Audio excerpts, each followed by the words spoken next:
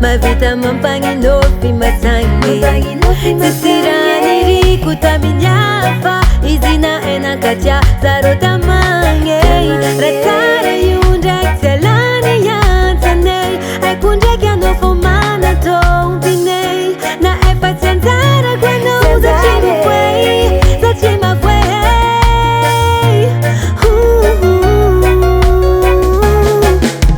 anao fô zay tsy madignitsy tsy anao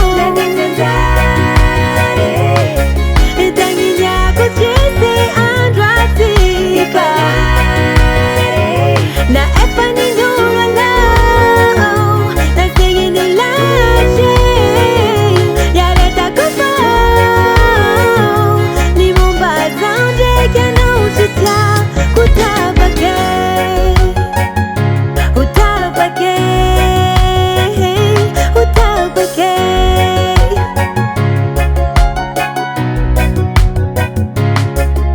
niazaka zaho agnadigna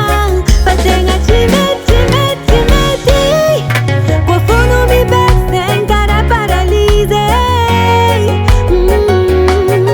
zay tondrasany anao tsy maintsy magnaraka na tsika zato izy tsy masaraka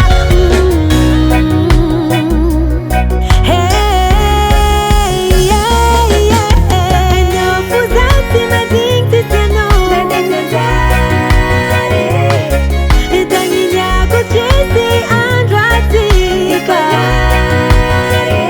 na efa ninolo anao na zegny nilasy yaretako fao ny momba zao ndraiky